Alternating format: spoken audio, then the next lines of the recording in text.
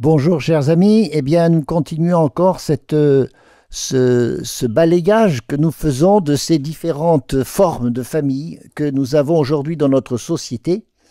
Je ne suis pas d'accord pour qu'on parle de modèles de famille équivalents, comme s'il y avait à choisir. Au départ, on choisit d'être une famille de type classique, avec père, mère et enfants. Et on aurait à choisir, au contraire, de peut-être d'avoir une famille monoparentale. On choisit tout seul d'avoir des enfants sans nécessité d'un autre conjoint. Ou alors on choisit ces familles recomposées, souvent parce que on a d'abord décomposé une famille et qu'on préfère en recomposer une autre. Et puis il y a même ces familles dont on a osé dire qu'elles étaient homoparentales. Voilà, tout cela, il y a aussi des familles adoptives, des familles où les enfants ne sont pas nés naturellement des parents, mais ils sont confiés à l'adoption par les parents. Voilà donc effectivement des différentes façons de vivre en famille. Pourtant, moi je prétends qu'il y a une famille qui est selon le droit naturel, qui fait qu'un enfant et qui est un enfant qui a droit à un père et une mère, un enfant reçoit effectivement un père et une mère comme des parents reçoivent la vie sans la choisir. Donc cette idée de choix est un peu curieuse parce que la famille ne se choisit pas. Bien sûr qu'elle suppose notre consentement, en particulier au départ par le mariage qui est le fondement de la famille. Et ce n'est pas la famille qui appelle le mariage, mais c'est plutôt le mariage qui découle sur la famille. Donc, dans ce sens-là, il n'est pas question de dire que l'on peut choisir tel ou tel type de famille, comme on pourrait choisir d'acheter une Peugeot plutôt qu'une Renault ou une Honda.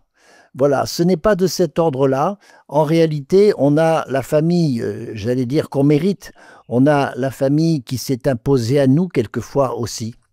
Et c'est vrai aussi pour ceux qui n'ont pas fondé de famille, mais qui ont été issus d'une famille. De même, les enfants et les enfants devenus adultes ont toujours cette famille d'origine qui les a d'ailleurs fortement marqués et pour lesquels aussi n'ont pas eu à faire un choix. Si on choisit des amis, on ne choisit jamais ni ses parents, ni ses frères et sœurs. Voilà pourquoi ce qui est donné par la nature, c'est l'amour entre l'homme et la femme qui débouche sur une alliance, un attachement qui progressivement peut aussi donner naissance à des enfants. Et c'est cet ensemble que l'on appelle une famille qui repose toujours sur deux valeurs très importantes, la conjugalité et la parentalité, l'alliance et l'engendrement, la filiation. Alors dans ces deux grandes catégories qui précisent ce qu'est la famille, il y a des loupés, il y a des manques, il y a quelquefois des choses qui sont imparfaites. Et pour moi, il y a des familles imparfaites, elles le sont presque toutes, même s'il y a un modèle, et il n'y en a qu'un seul, un seul modèle pour la famille, c'est la famille fondée sur un père, une mère et des enfants. Il n'y a de famille parfaite assez rarement que parce que de toutes les façons, il y aura ce schéma-là qui est un schéma dont même des athées reconnaissent que c'est le schéma le plus fort pour assurer le bonheur en famille. Il y a de bonheur, c'est-à-dire de sainteté, non pas parce qu'il y a une perfection, parce que le père et la mère sont parfaits, les enfants parfaits.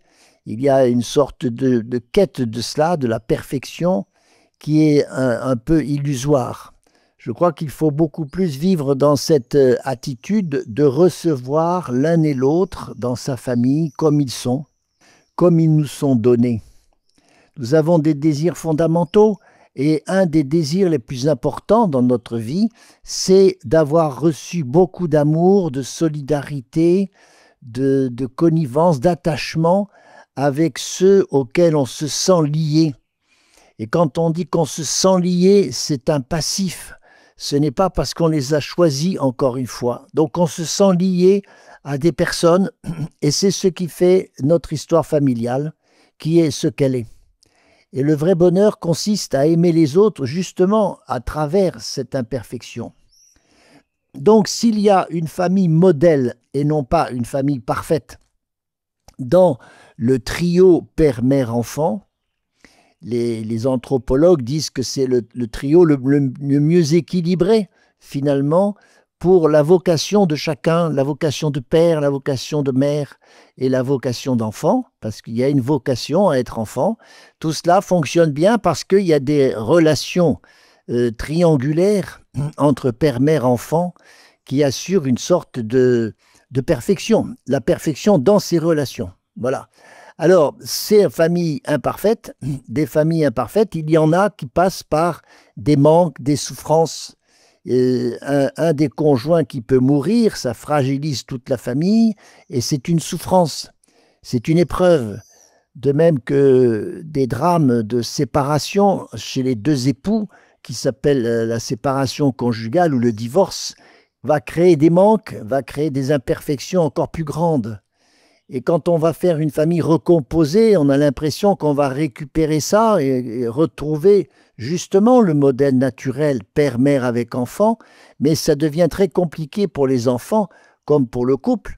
Et donc la famille recomposée n'est pas non plus celle peut-être auquel on croit que c'est une bonne chose. Et et légiférer sur ces familles-là, ces modèles imparfaits, autrement dit, ça n'est que pour tenir compte des imperfections qui nous viennent par la nature, par les accidents de la nature. Et ça ne peut pas être une famille qui est créée ex abrupto dans ces formules, je dirais, indigentes, où il manque quelque chose, où il y a des fragilités d'entrée de jeu.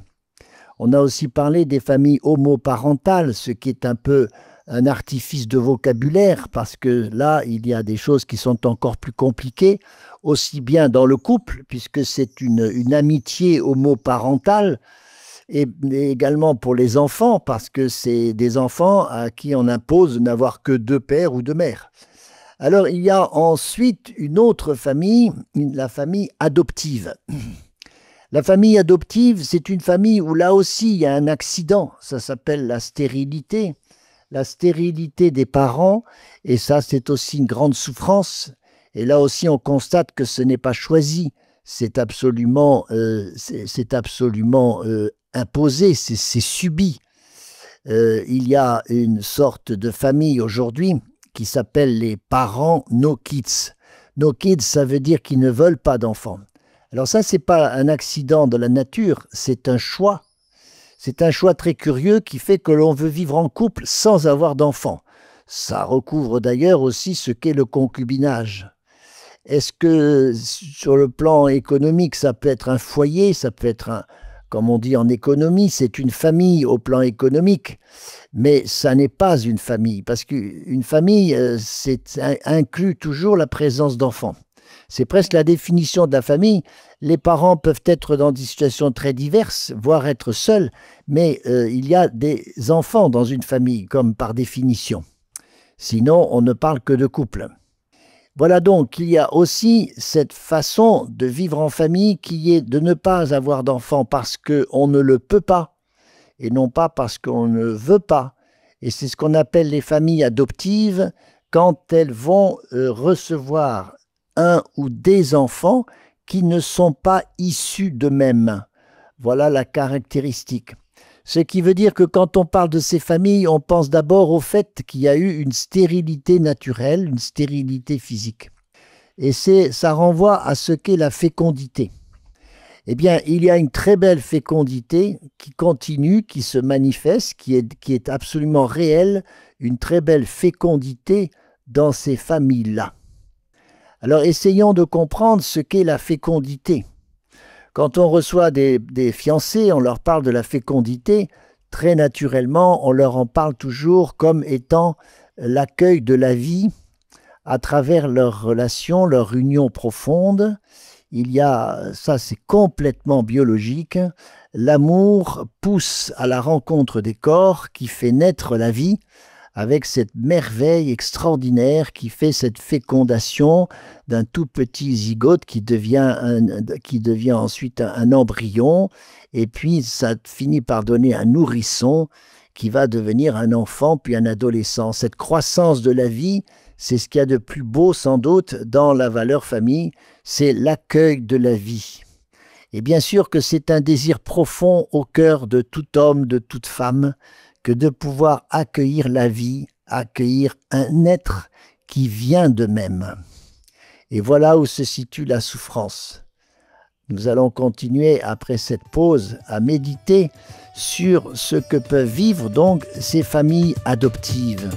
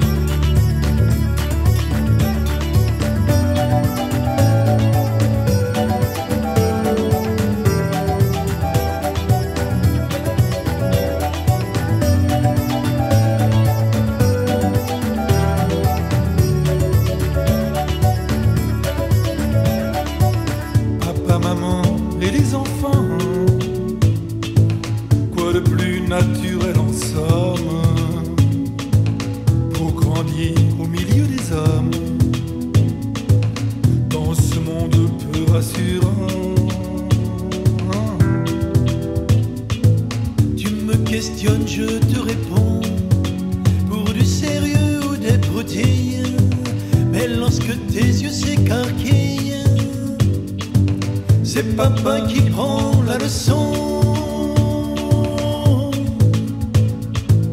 de cris, de sanglots, de sourires, de jeux de chiens et de chansons, de bouts de rire, d'éclats de rire, partout plein la maison, de secrets, de pardon, de charme, de prières et de comédies, de petits riens et de grands drames. On vit de tout dans la famille.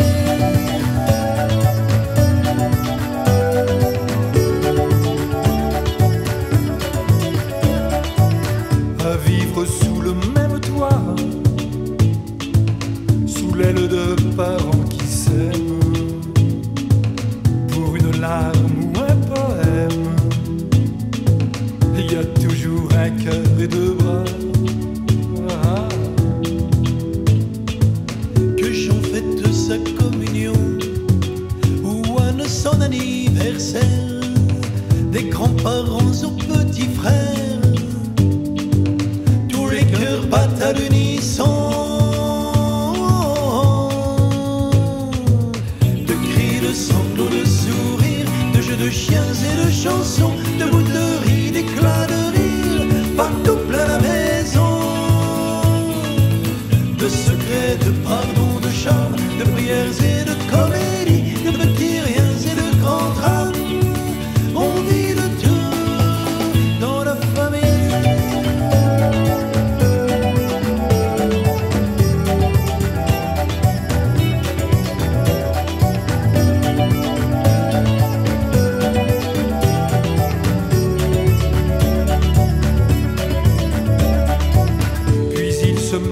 S'en vont,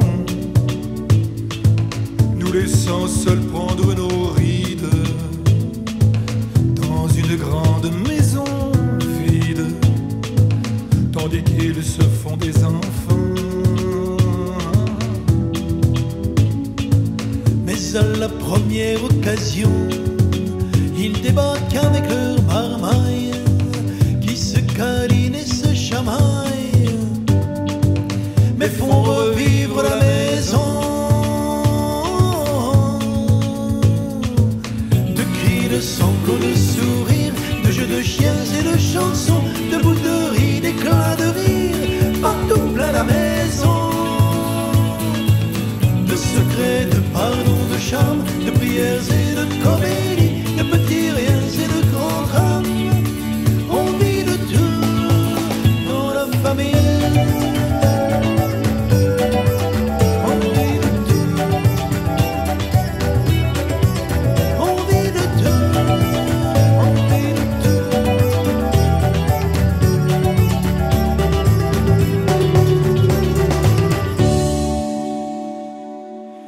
Alors quand on parle de famille adoptive, il n'y a pas effectivement que des couples stériles qui fondent des familles adoptives. parce qu'il y a des familles naturelles où il y a déjà des enfants et quelquefois des couples s'ouvrent à l'accueil d'un enfant venu d'ailleurs. Comme on dit, c'est recueillir un enfant qui n'a pas de famille. Et dans ces familles adoptives-là, il y a quelque chose de supérieur parce que les enfants adoptés, et il faut veiller à cela, se retrouvent au même niveau que des enfants naturels. Et peut-être qu'il y a cette distorsion qui peut se passer dans ces familles adoptives-là, où il y a des enfants naturels et des enfants adoptés, parce que pour les parents, c'est toujours un peu exigeant d'accorder autant d'amour, d'attention, d'autorité et de tendresse à des enfants qui sont de leur chair, et là il y a un mouvement naturel, on pourrait dire, et ceux qui ne sont pas. Et peut-être parce que la différence peut-être est plus forte du coup avec les enfants adoptés, il y a quelquefois des comportements un peu discriminatoires. Eh bien, la réussite d'une famille adoptive, dans ce cas-là, c'est de faire que tous les enfants sont mis sur un pied d'égalité. Et l'amour des parents passe aussi bien de l'un à l'autre. C'est aussi très riche pour les enfants d'accueillir ceux qui ne sont pas comme eux, entre guillemets, qui peuvent être en particulier venus de cultures très différentes. C'est une éducation à l'ouverture du cœur qui est très intéressante. Alors est-ce qu'ensuite il y a des familles adoptives, c'est une autre catégorie, où il n'y a pas d'enfants naturels? Alors on voit que précédent à l'adoption, il y a eu ce long combat des époux qui ont tout fait pour avoir des enfants. Quelquefois, ils ont fait ces expériences de la biotechnologie qui sont toujours très très pénibles et toujours très très contre-productives quelquefois, qui s'appelle la PMA, l'aide à la procréation médicale, et ces expériences que quelquefois, qui de toute façon atteignent le couple. Les couples sont très atteints par ces expériences de PMA. Quelquefois même, certains sont assez fragilisés même pour se séparer. Donc ce n'est pas de ce combat-là dont je veux parler, il y a aussi le combat au cœur de chacun d'accepter, de faire le deuil d'une famille qui naturellement a pu accueillir la vie, d'accepter qu'ils sont un couple, mais que pour cela, ils ne sont pas forcément inféconds. On peut être stérile sans être infécond. Et donc la fécondité est plus que l'engendrement des enfants. La fécondité, c'est engendrer la vie sous d'autres formes. C'est en tout cas donner un exutoire tout à fait naturel à ce qu'est l'expression de l'amour conjugal qui doit se tourner vers un troisième. Et donc la famille adoptive, c'est non pas trouver un enfant pour satisfaire un besoin des parents, mais c'est plutôt accorder à un enfant qui n'a pas de parents, lui accorder ce cadre familial qui va beaucoup l'aider à se construire. Et c'est parce que l'enfant a besoin d'amour qu'il a besoin de parents, et non pas parce que les parents ont besoin d'avoir un enfant à chérir. C'est toutes les deux valeurs de l'amour, vous savez, les deux versants, l'amour qui reçoit ou l'amour qui se donne. Eh bien, les parents ne reçoivent pas un enfant, ils sont plutôt donnés à l'enfant. Voilà une règle que je trouve capitale pour bien comprendre qu'une famille adoptive, ça devient une famille normale, parce que à ce moment-là, on retrouve bien le fondement de ce qu'est la famille. La famille, ce sont des parents qui se donnent à des enfants. Adopter, c'est donc bien donner une nouvelle famille à un enfant qui tout d'un coup s'en trouve privé.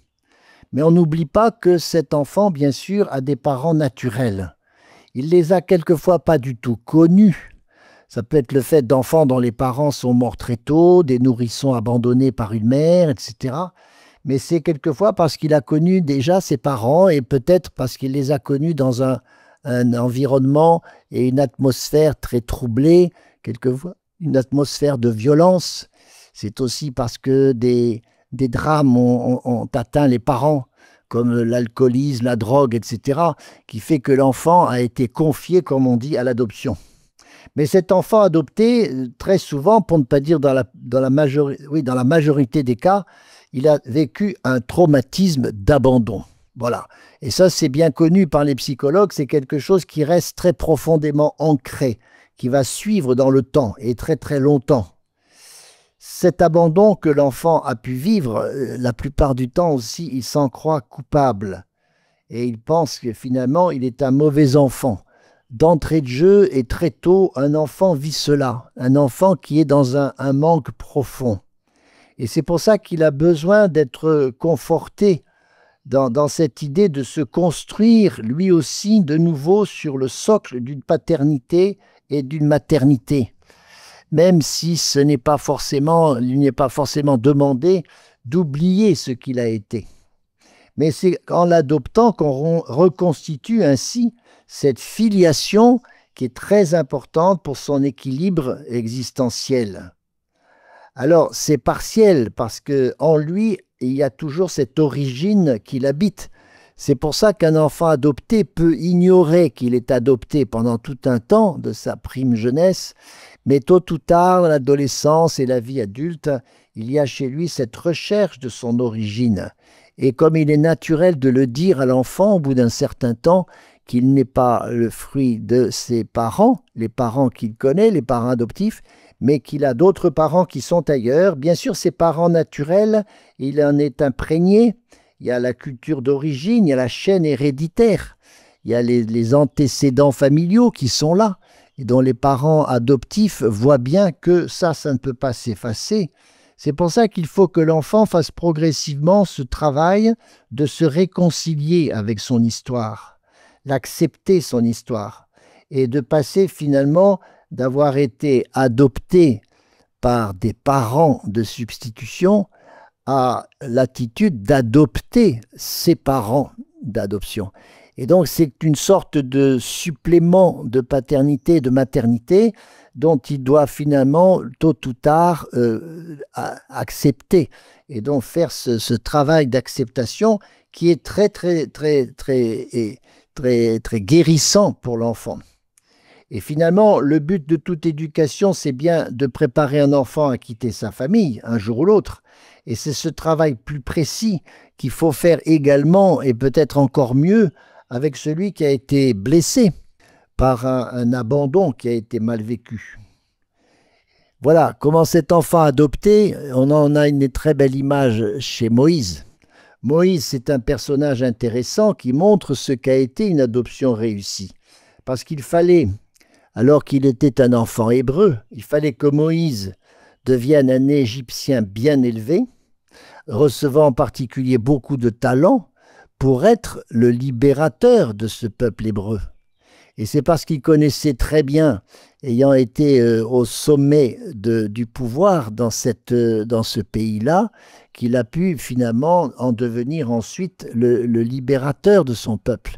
Donc voilà une adoption qui est réussie, même si elle est passée par des aléas et des souffrances. Nous avons du côté des parents adoptés, nous avons un autre modèle, c'est Joseph. Joseph qui lui aussi a fait ce travail de prendre un enfant qui n'est pas de lui, d'où vous voyez l'hésitation de Joseph, qu'on appelle le doute de Joseph, pour se demander si c'était bien à lui d'être le père de cet enfant qui n'était pas de lui. Ça n'existe pas dans le cœur de Marie, qui n'est pas une mère adoptive. Elle est une vraie mère, mais Joseph, c'est le père adoptif, et il est d'autant plus un meilleur père adoptif, et il en est aussi un modèle, parce qu'il a compris il a donné sa vie à la mission d'élever cet enfant.